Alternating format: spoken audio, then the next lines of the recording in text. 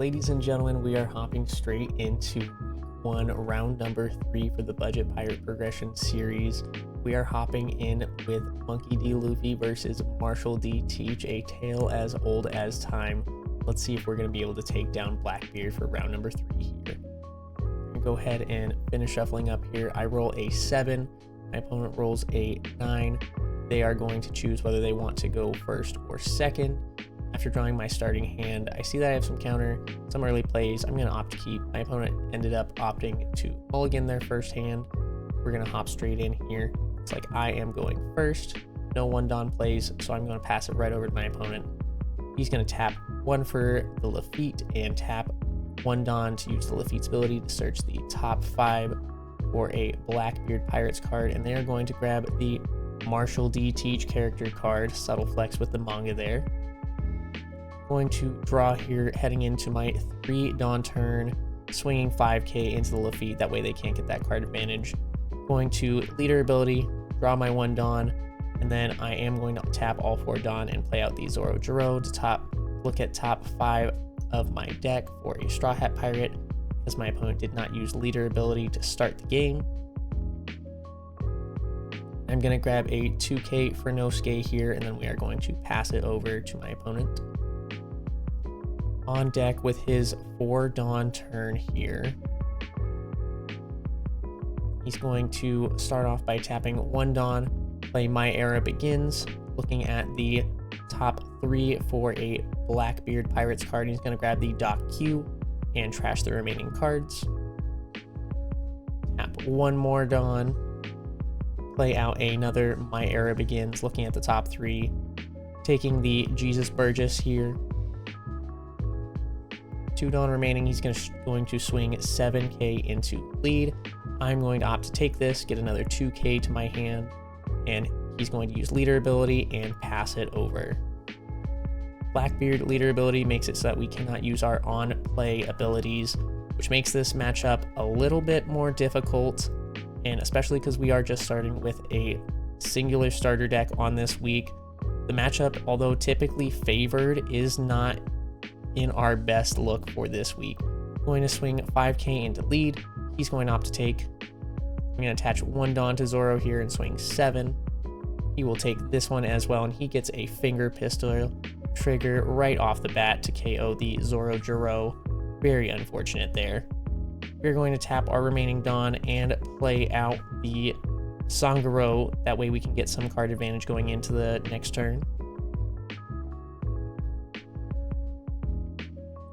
My opponent going into his 6 Dawn turn here. A couple different options in hand, it looks like, to be able to reduce the cost of Sangro and try and KO it, if that's what he's looking to do. It's also just counting how many cards he has in his trash in case he wanted to play out the Jesus Burgess. He's going to start with a 5k leader swing into my leader. Thinking about what I want to pitch out here. I'm going to give him a Zoro 1k counter.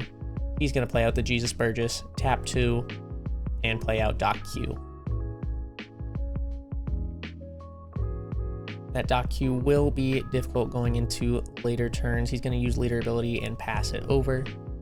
Going to untap my Dawn, play out my 2 extra Dawn for turn. On my 7 Dawn turn here, I believe, thinking about what I want to do, which I believe I'm on 8 Dawn due to using my leader ability. So I could play 2 different 4-cost units, but I'm just going to start with a 7k swing, getting that extra draw from the Sanguro. He's going to get a 2nd finger pistol trigger to be able to KO the Sanguro. Very unfortunate there.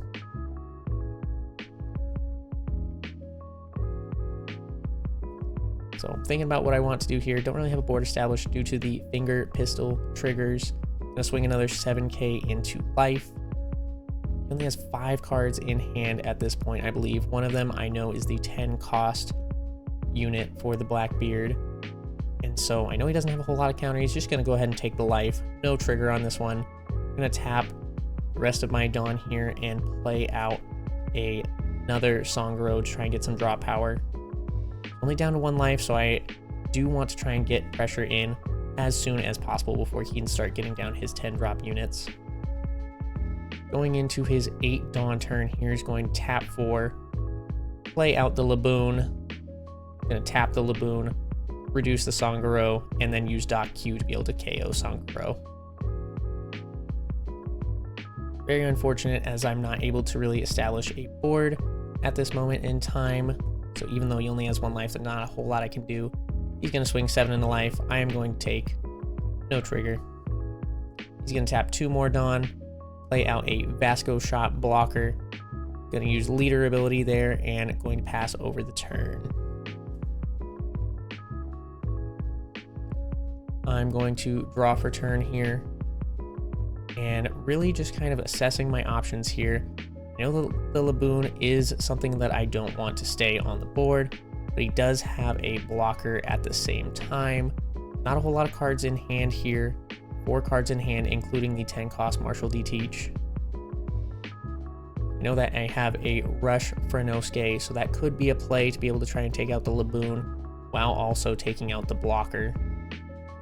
Take a look at his trash here, because the Jesus Burgess is at 3k power up, but on top of that, just seeing what he has in trash, see how many 2k counters he's used to try and determine how much counter he might have in hand between those 3 cards that are unknown. We're just going to start off by attaching what looks like 2 Dawn to start to our leader and going 7k into the Laboon, I believe. He's thinking about if he wants to counter or if he just wants to let it go. He's going to use the Vasco Shot there. Going to tap 4 Dawn, play out 5 Dawn actually, play out the Frenosuke, give it 3 Dawn to give it Rush, and we're going to swing 7 into it. And he's just going to give us a 2k and a 1k. So he gets out of our attacks right there. He goes up to 10 Dawn, so we know what that means. It means the 10 drop Marshal D-Teach is going to come out here. He has very limited cards in hand, but at the same time, not a whole lot that he has to worry about. He's going to start by swinging 5k. I know that I can't take these easy attacks going into my life when I'm only down to 2 life. I'm just thinking about what I want to pitch out here. We'll pitch an Orobi. He'll swing 5k with the Laboon. I will pitch out another 1k, and then he's going to go a big 9 with Jesus Burgess. I'm going to take this life, no trigger. He's going to tap all 10 Dawn, play out the Marshal D-Teach, and use his leader ability, so my on-plays are stunned, as well as the Frenosuke, and that's just something that I'm clarifying there, is that Frenosuke will become untapped, but will not be able to attack on this turn, unfortunately. And even if he could, won't do a whole lot for me, just because I know that he has 2 cards in hand, I believe, and the Marshal D-Teach 10 drop is a blocker as well. So even if I was able to play out another Rush unit, he still has 1 life card remaining, and Frenosuke would only be able to get up to 7 and 7, I believe. To start by swinging 5k, he's just going to go ahead and block it. Going to go ahead and grab 4 Dawn here and play out the Onami. Try and set up a blocker. Probably not the best play there. Thinking that I want to be able to stay in here, but at the same time, there's not a whole lot it does for me. I'm going to play out a Jinbei blocker as well for a 5/7 blocker on his turn. Seeing what he has looks like 2 2Ks in hand, so nothing that he really has to worry about. I have 2 blockers, bunch of cards in hand. He's just going to use the Laboon Dock Q combo to KO the Jinbei so that he doesn't have to worry about that moving forward. Gonna swing a big 9k into lead. Went ahead and left 1 Dawn up to be able to use the Blast Breath counter event in hand. I'm going to do just that and put back that 1 Dawn card, as well as pitch out another 1k to get out of that attack. He's thinking here he's going to go for another 9k, it looks like, to see if he can get that final life from me. I'm thinking, do I want to counter out of it? If I counter out of it, he might just leave the Marshal D-Teach up. And if I don't counter out of it, he might go all in with the blocker. Just kind of considering what I want to do here.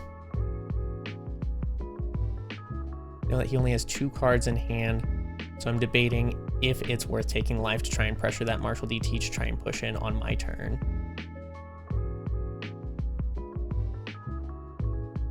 Because if he attacks with his blocker, I know that gives me an opportunity to go in on the following turn, but even if I take the life, it's not a guarantee that he'll actually swing using the big 10 cost unit. So tricky decisions to be made here for sure. Also considering the fact that he still has, I believe that's 6 Dawn up, I am just going to counter out of it. Probably should have let the swing go through, like I said, because then he might have felt comfortable to swing in with the blocker. He's just going to pass the turn here. Not needing to use leader ability, not needing to use that extra Dawn. Even from his perspective, he might have wanted to go in a little bit bigger than 9/9 for his swings. It would either force me to use all the counter in my hand or the blocker or both potentially. He knows that I don't have a lot of options here. I'm just kind of debating what I can do, because I can swing 5k with leader, I can use the rush Frenosuke in my hand, but it's just not enough, because if I use the rush Frenosuke in hand, it's going to require 6 Dawn just to swing 5k, so that's not really a worthwhile play there. Or I can split Dawn between 3 of them, and I can go 7 with leader, and I can go, I believe, 6/7 with the remaining Dawn I have. So I have 8 Dawn up, give 2 and then 3 to each. Yeah, I can actually swing 3 7Ks to try and finish out the game. And I don't know how much counter he has in hand, just that he has 1 blocker. So I'm hoping that either the cards in hand are more 10-drop units and that he has no counter, or that he's just going to go ahead and take the life and I can go big. Goes ahead, takes the life, 3 cards in hand here. I don't really have any other options. So I'm going to go for another big 7k into life. He's just going to counter out of it, and at that point he has the Marshal DT blocker up still. And so I kind of know that there's not really any chance to push in for a game here. Because even if I swing 7 with the Onami, that is just going to be the game, unfortunately. That's kind of what I'm debating with him right now is, you know, where did the counter come from? Did he have it in life, or did he already have it in hand? And after watching it back, he had the counter the whole time. He knew that he was in a very safe position. So I am just going to pass it over here, and he is going to draw for turn. And because of the fact I only have 1 life here, it's not going to take a whole lot. He's going to use the Doc Q Laboon combo, KO my last blocker, and I know it's game from there, so I'm just going to go ahead and scoop it up. He shows me that the last life was actually Marshal DT, so he had the counter the whole time.